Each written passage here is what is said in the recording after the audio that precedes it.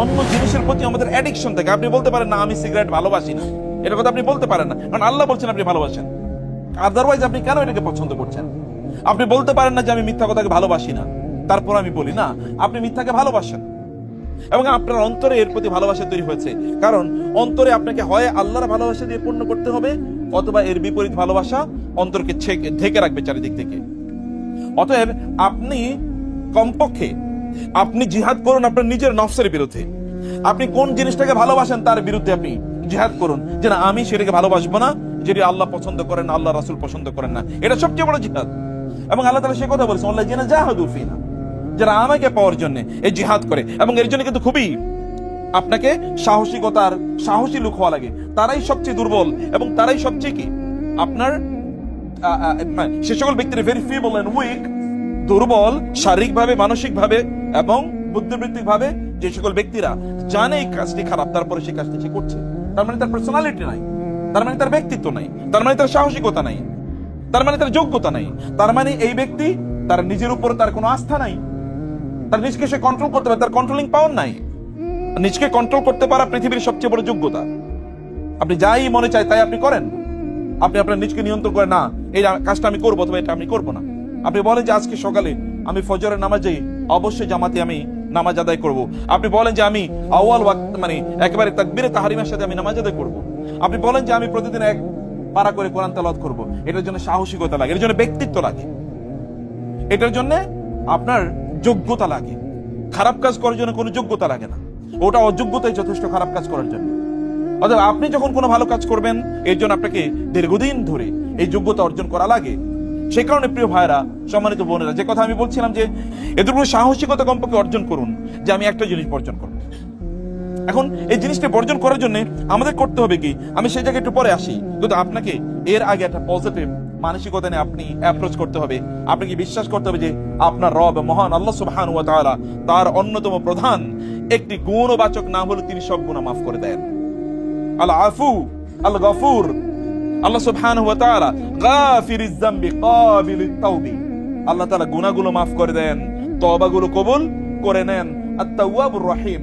যেখানে কোরআনে আল্লাহ তাআলা আমাদেরকে ক্ষমা করে দেন এই কথা, এই শব্দটি তার এই গুণবাচক নামটি উল্লেখ করেছেন, তার পাশে তিনি অবশ্যম্ভাবীভাবে নিশ্চিতভাবে তিনি রহিম শব্দটি উল্লেখ করেছেন। তাওয়াবুর রহিম, গফুরুর রহিম, তিনি ক্ষমাশীল এবং তিনি মেহেরবান, কারণ তিনি আমাদেরকে ক্ষমা করে দেন তার মেহেরবানির কারণ। আপনি যত বড় গুনাহ করেছেন না কেন, আপনি বলেন এবারে রমাদানে আপনার নিজকে আপনি একজন ভিন্ন মানুষে রূপান্তরিত করবেন। আপনি একটা গুণ সেটি অর্জন করার চেয়ে একটা দোষ আপনি বর্জন করবেন, এটাকে বেশি গুরুত্ব দেন। আপনি খুব ধীর স্থির ভাবে ইবাদত বা আল্লাহ সুবহানাহু ওয়া তাআলার সামনে যখন আপনি দাঁড়াবেন, তখন আপনি সুন্দর করে খুবই মর্যাদার সাথে, আত্মসম্মানের সাথে, পরিতৃপ্তির সাথে আপনি কাজটা করবেন। কমপক্ষে এতটুকু আপনি তৈরি করেন, কমপক্ষে একটা যে কাজগুলো, যেমন এটা একটা বদ অভ্যাস আমরা বলছি, এটা একটা খারাপ জিনিস, এই খারাপ জিনিসটা আপনি বর্জন করে দেন কমপক্ষে। অথবা অন্য যে কোনো খারাপ আপনি মনে করে ভাবুন যে আপনার কোনটা খারাপ জিনিস, সেটা আপনি বর্জন করার চেষ্টা করবেন। আপনার নিজের ব্যাপারে আস্থা রাখুন এবং আপনার রবকে আপনি বিশ্বাস করুন, আপনার রব সব গুনাহ মাফ করে দেন। এবং আপনি যদি আপনার রবের দিকে এগিয়ে আসেন, তাহলে আপনার রব আপনার দিকে ছুটে আসবে। আপনি যদি তার দিকে হেঁটে আসেন, রাসূল সাল্লাল্লাহু আলাইহি ওয়াসাল্লাম বলেছেন, আল্লাহ তাআলা বলেন, যখন আমার বান্দা আমার দিকে হেঁটে আসি আমশি আতাইতুহু হারওয়ালা, তখন আমি তার দিকে দৌড়ে যাই। আল্লাহ বলছেন, আল্লাহ সুবহানাহু ওয়া তাআলা আযজা ওয়া জাল্লা তিনি বলছেন। অতএব আপনার রব আপনাকে ক্ষমা করে দেবেন, তিনি ক্ষমা করার বৈশিষ্ট্য নিয়ে তিনি আছেন। তার রহমতের রাহমাতি ওয়াসিআত কুল্লা শাই, এবং তিনি বলেছেন ওয়াসিআ কুরসিয়ুহুস সামাওয়াতি ওয়াল আরদ, তিনি বলেছেন কাতাবা আলা নাফসিহির রাহমা, আল্লাহ তোমাদের উপর রহম করাকে তার নিজের উপর বাধ্যতামূলক করে নিয়েছেন। আল্লাহ তো বাধ্যতামূলক করার প্রয়োজন নাই। আল্লাহকে কে জিজ্ঞেস করবে? লা ইউসআলু আম্মা ইয়াফআলু ওয়া হুম ইউসআলুন, তাকে কেউ জিজ্ঞেস করার মতো নাই যে তিনি কি করবেন। ফাআলু লিমা ইউরিদ, তিনি যা মনে চায় তাই তিনি করেন। ইন তুআযিবহুম ফাইন্নাহুম ইবাদুক ওয়া ইন তাগফির লাহুম ফাইন্নাকা আনতাল আজিজুল হাকীম। হে আল্লাহ, আপনি যদি তাদেরকে ক্ষমা করে দেন তাহলে আপনি তো তাদেরকে ক্ষমা করে দেন, তারা আপনারই বান্দা। আর যদি আপনি তাকে শাস্তি দেন তাহলে আপনাকে কে জিজ্ঞেস করবে? আপনি যদি শাস্তি দেন তাহলে তারা আপনার বান্দা, ক্ষমা করে দিলে আপনি আল আজিজ আল হাকিম। আপনি কেন ক্ষমা করছেন আপনি জানেন, আপনি কেন তাকে মাফ করে দিয়েছেন আপনি জানেন। সম্মানিত ভাইরা, আল্লাহ রাসূল সাল্লাল্লাহু আলাইহি ওয়াসাল্লাম বলেছেন, হে বান্দারা, হে মানুষ, হে লোকেরা, তোমরা লাউলাম তুজলিমু লাযহাবাল্লাহু বিকুম ওয়া লাজাআ বিকওমিন ইউযনিবুন ওয়া ইস্তাগফিরুন ফায়াগফিরুল্লাহু লাহুম। তোমরা গুনাহ করবে না, এটা আল্লাহ তাআলা প্রত্যাশা করেন। লোকেরা গুনাহ করবেই, মানুষ গুনাহ করবেই, লোকেরা তা প্রত্যাশা করছেন। আল্লাহ সুবহান তা বলেন না। আল্লাহ বলেন না যে তুমি কোনো গুনাহ করো না। আল্লাহ সুবহানাহু বলেন যে তুমি কি করো? তওবা করো। আল্লাহ কি বলছেন? ইয়া আইয়ুহাল্লাযীনা আমানু তুবু ইলাল্লাহি তাওবাতান নাসুহা।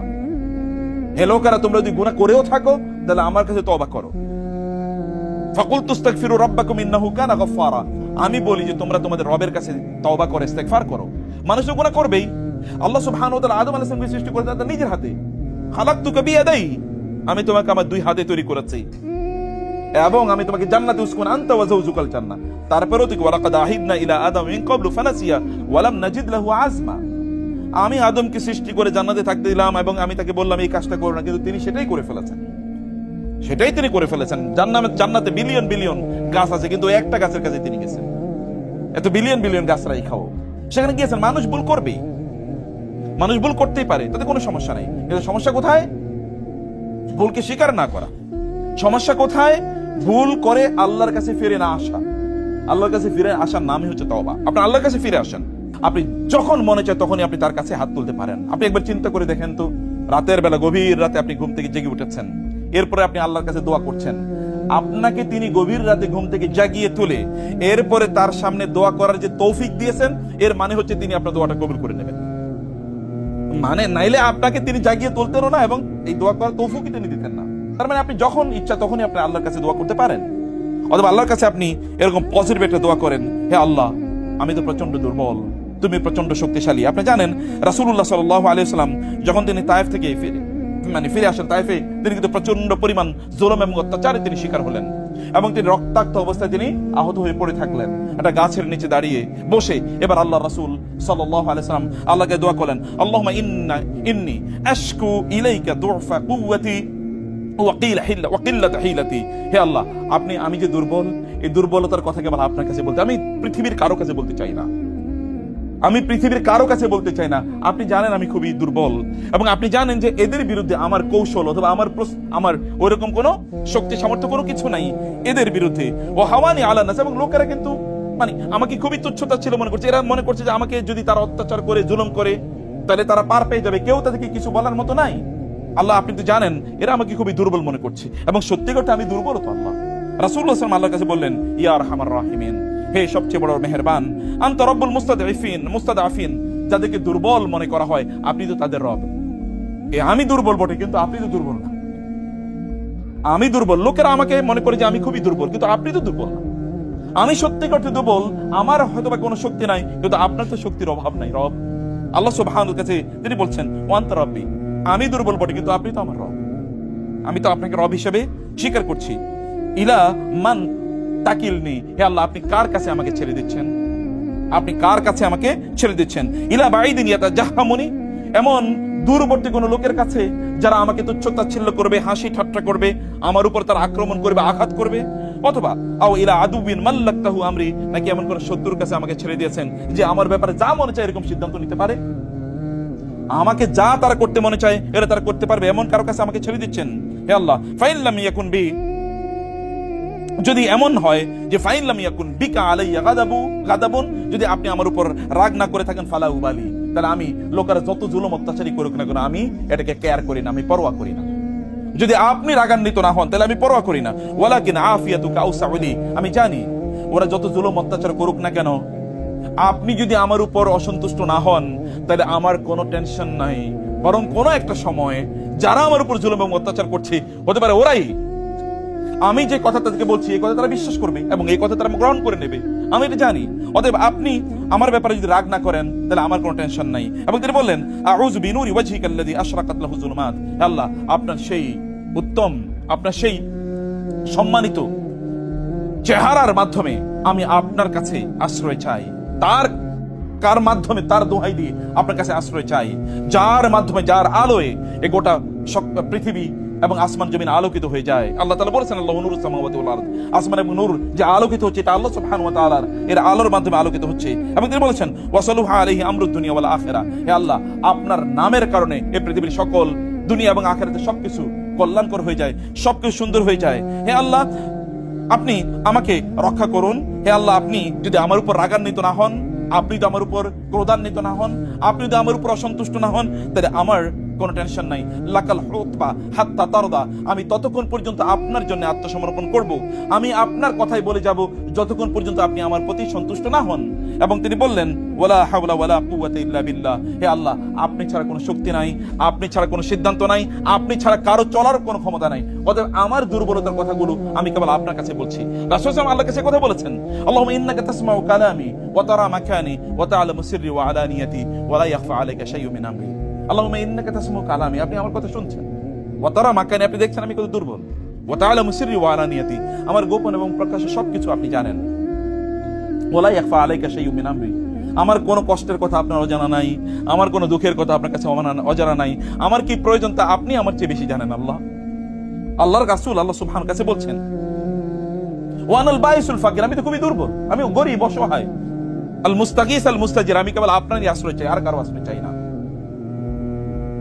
আল মুকিরুল মুতারিফু বিযামবি, আমি যদি কোনো অপরাধ করে থাকি তাহলে আমি স্বীকার করছি আমি অপরাধ করছি, আমি আপনার দিনের কথা হয়তো বা মানুষকে ঠিক মতো বলতে পারি না, হতে পারে আমি জানি না, নাহলে কেন লোকেরা আমার কথা শুনছে না, কেন লোকেরা আমাকে তারা রিজেক্ট করছে, ডিনাই করছে। যদি আমার কোনো ভুল থেকে থাকে তাহলে তুমি ক্ষমা করে দাও, আপনি আমাকে ক্ষমা করে দিন।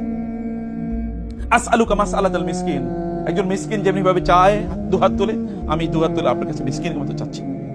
ওয়াবতাহিরু ইলাইকা ইবতিহালাল মুযনিবিল জালিল, এবং একজন ভয়াবহ অপরাধী যেমনি ভাবে মাথা অবনত করে দাঁড়িয়ে থাকেন, আমি এরকম মাথা অবনত করে আপনার সামনে দাঁড়িয়ে থাকলাম। ওয়াদুউকা দুআদ খায়ফিদ দরির, এবং খুবই ভীত সন্ত্রস্ত লোক যেমনি ভাবে সে প্রার্থনা করে শক্তিশালীর কাছে বাঁচার জন্য, আমি এরকম আপনার কাছে বলছি। দুআ মান খাশাআত লাকা রাকবাতু ওয়া যাল্লা লাকা জিসমু ওয়া ফাদা লাকা আইনাহু ওয়া রাগিমা লাকা আনফু, যে ব্যক্তির নাক ধুলায় দূষিত হয়েছে এবং সে তার চোখ থেকে মানে কেবল অশ্রু ঝরছে এবং তার মস্তক অবনত হয়েছে, এমন একজন ব্যক্তির মতো করে আপনার কাছে আমি প্রার্থনা করি। হে আল্লাহ, আপনি আমার দোয়া কবুল করে নেন, আপনি আমাকে সাহায্য সহযোগিতা করেন।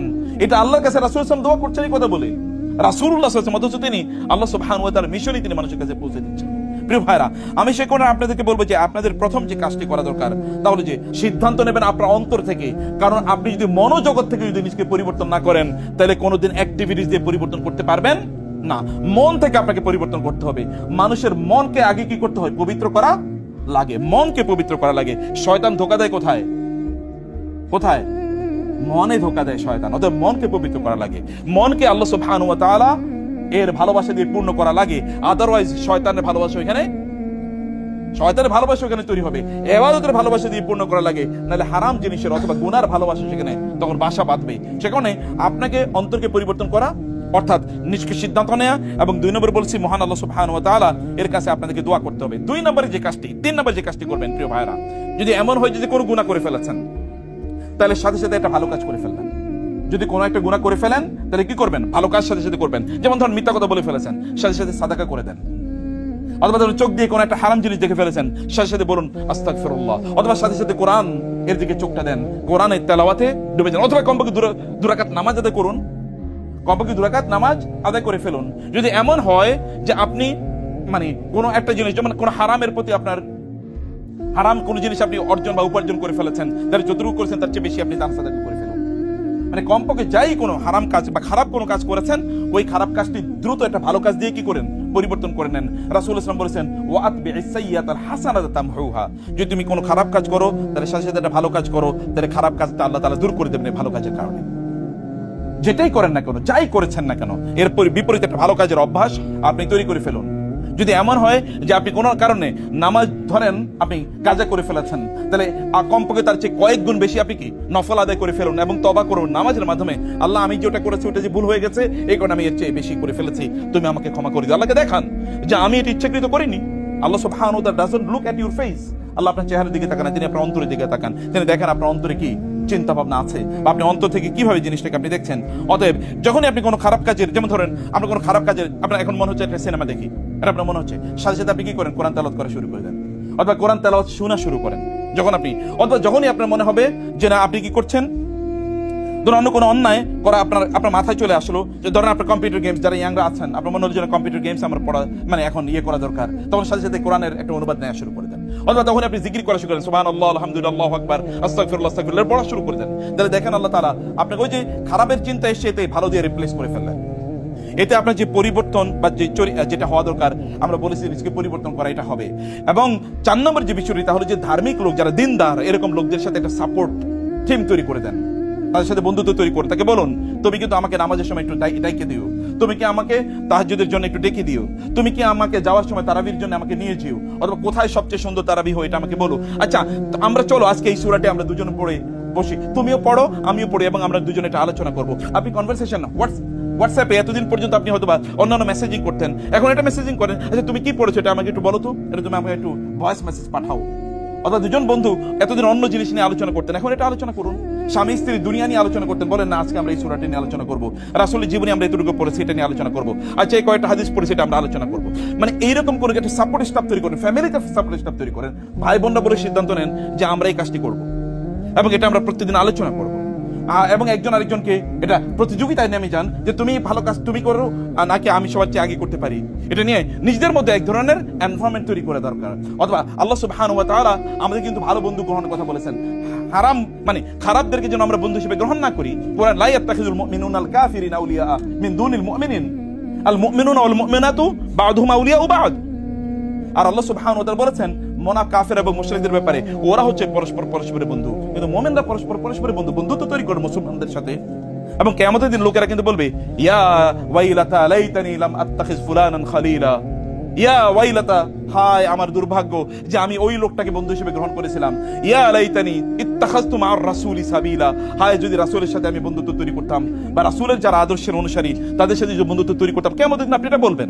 তো সেই কথা বলার আগে আজকেই আপনি ভালো কিছু বন্ধু তৈরি করেন যারা আপনাকে সাপোর্ট করবে, ভালো কাজে সাপোর্ট করবে, তাদের সাথে কথা বললেই দিনই আলোচনা, এই দিন আজকে তুমি দিন কতটুকু প্র্যাকটিস করেছো, আপনার সাথে আলোচনাই না আজকে কি পড়েছো, আজকে কি গেমস দেখেছো, আজকে কি সিনেমা দেখেছো, আজকে কি বই পড়েছো, আজকে কি উপন্যাস পড়েছো, ইত্যকার আলোচনা না, বরং আলোচনা হলো এরা আপনাকে দিনের কথা, আজকে তুমি কেমন ব্যবসা করেছো, তোমার চাকরি বাকরি কেমন চলছে, এই ইত্যকার আলোচনা না, আলোচনা হচ্ছে দিন নিয়ে। এরকম কিছু লোক, এরকম কিছু বন্ধু তৈরি করেন, এটা কিন্তু নেয়ামত, এটা বিশাল বড় নেয়ামত। এই সাপোর্ট টিম তৈরি করা, এরকম বন্ধুত্ব তৈরি করা, এমন কিছু কাজ করা আপনাদের জন্য খুবই খুবই জরুরি। এবং পঞ্চম যে বিষয়, তার হচ্ছে ধৈর্য ধরেন প্লিজ। আমাদের সবচেয়ে বড় সংকট হলো আমরা ধৈর্য ধরতে পারি না, আর শয়তান আমাদের ধৈর্য আমাদের কাছ থেকে কেড়ে নেয়। ইয়া আইয়ুহাল্লাযীনা আমানুসবিরু ওয়াসবিরু, আল্লাহ বলেছেন কেবল ধৈর্য ধরো না, ধৈর্যের ক্ষেত্রে প্রতিযোগিতা করো, একজন আরেকজনকে ধৈর্য ধারণের জন্য সাহায্য করো। যে ইবাদতটি আপনি করবেন অথবা যেটা আপনি বর্জন করবেন ধৈর্য ধরে করুন, কারণ আল্লাহ ইন্নামা ইউওয়াফাস সাবিরুনা আজরাহুম বিগাইরি হিসাব, ইন্নামাস সাবরু মা'আত তাসাব্বুর, মানে যে ব্যক্তি ধৈর্য ধারণ করতে চায় তাকে ধৈর্যের প্র্যাকটিস করতে হবে। এবং রাসূলুল্লাহ সাল্লাল্লাহু আলাইহি ওয়াসাল্লাম বলেছেন আল্লাহর কাছে সবচেয়ে প্রিয় আমল কোনটা বলেন তো, যে আমলটি লোকেরা কম করে হলো সব সময় করে, কম করে হলো কি সবসময় করে। আপনি যাই করবেন, বর্জন করছেন এটা অসম্ভব, যে আমি আর জীবনে এটা স্পর্শ করবো না, যেমন আমি আর মাদক দ্রব্য জীবনে স্পর্শ করবো, আমি হারাম জিনিস জীবনে স্পর্শ করবো না, অথবা হারাম সিনেমা আমি জীবনে দেখবো না, হারাম গান আমি জীবনে শুনবো না, অথবা হারাম ভিডিও গেমস আমি জীবনে খেলবো না। আপনি এগুলো বলেন, মানে কমপক্ষে একটা জিনিস যেটা আমি যেটা করেছি এটা আমি করবোই, অথবা যেটা বর্জন করেছি সেটা বর্জন করবোই, এটার কাছে আর আমি ফিরে আসবো না। এরকম একটা সিদ্ধান্ত আপনাকে অবশ্যই সিদ্ধান্ত আপনাকে নিতে হবে। মনে রাখবেন, আপনি যদি কেবল সিদ্ধান্ত নিতে পারেন, আপনি যদি হোঁচট খেয়ে যান তাহলে আবার দাঁড়িয়ে উঠুন। আপনি যদি কোনো গুনাহ করে ফেলেন তাহলে যেটা আমরা বলেছি এর বিপরীতে একটা ভালো কাজ করে ওটাকে আবার আহা করে ফেলছি ঠিক আছে। যেমন আপনি জানেন রমজানে কেউ যদি হঠাৎ করে কি করলো, দিনের বেলা যদি পানি খেয়ে ফেলছে, যেহেতু পানি খেয়ে ফেলছে এবার আমার জন্য চাইনিজ খাবার নিয়ে আসে, খাই বসে বসে, নাকি কি করবে তিনি? খাওয়ার পরে এরপরে খাবার বন্ধ, না সরি ভুল করে ফেলছি, আল্লাহ মাফ করে দিই, এরপরে দিন রোজা রাখবে, তার রোজা হয়ে যাবে। এটা মেহেরবানি আল্লাহ সুবহানাহু ওয়া তাআলা, এটা তার কাজে করা লাগবে না। এটা তো আপনার একই অবস্থা, এরকম গুনাহ করে ফেলছেন ওটাকে স্টপ, এটাকে আবার রিপিট, আছে যেহেতু করে ফেলছি এখন বাকি রমজান কেবল সিনেমা দেখি, নো, এটা করা যাবে না। ভুল করা মানে হচ্ছে সেখান থেকে ফিরে আসার মতো সেই প্রবণতা অবশ্যই আপনার তৈরি করতে হবে। ফাইনালি যে কথাটি বলতে চাই তা হলো যে আপনি আল্লাহর যে পুরস্কার আপনার জন্য রেখেছে সেটাকে চিন্তা করে দেখুন। وإذا رأيت ثم رأيت نعيما وملكا كبيرا عاليهم ثياب سندس خضر واستبرق وحلوا أساور من فضة من ذهب وفضة وسقاهم ربهم شرابا طهورا। আল্লাহ তাআলা বলেছেন জান্নাতে আপনাকে বিশাল বড় রাজত্ব প্রদান করবেন। আপনি রাজপ্রাসাদের কথা একবার চিন্তা করে দেখেন তো, স্বর্ণ মুক্তা খচিত রাজপ্রাসাদ আল্লাহ তাআলা আপনাকে জান্নাতে প্রদান করবেন। স্বর্ণ মুদ্রা খচিত রাজপ্রাসাদ আল্লাহ আপনাকে প্রদান করবেন। শুধু তাই না, আপনার যদি সেখানে পানীয়, খাদ্য, ইত্যকার কি পরিমাণ জিনিসের ব্যবস্থা আল্লাহ তাআলা করে রেখেছেন, যেটা দুনিয়াতে আমরা চিন্তা করতে পারি না। মা লা আইনুন রাআত ওয়ালা উযুনুন সামিআত ওয়ালা খাতার আলা কলবি বাশার, আপনি চিন্তা করতে পারেন না।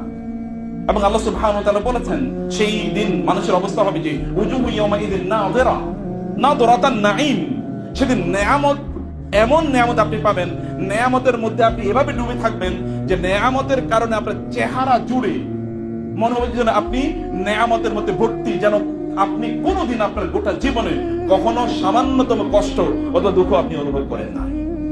একটা কথা আমরা বলেছি, কি করতে হবে বলেন তো? একটা জিনিস বর্জন করতে হবে। কি করতে হবে?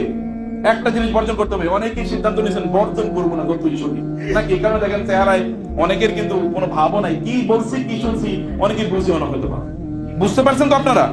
তাহলে কি করতে হবে? একটা জিনিস মনে মনে নিয়ত করে একটা জিনিস বর্জন করবেন। নিয়ত করার সাথে সাথে সব শুরু হয়ে যাবে ইনশাআল্লাহ। আল্লাহ তুমি আমাদেরকে এবারে রমাদানটা যেন শ্রেষ্ঠতম রমাদান বানাতে পারে সেই তৌফিক দান করো। আল্লাহুম্মা আমিন। আকুলু কওলি হাযা ওয়াস্তাগফিরুল্লাহ লি ওয়া লাকুম ওয়া লিসাইরিল মুসলিমিন।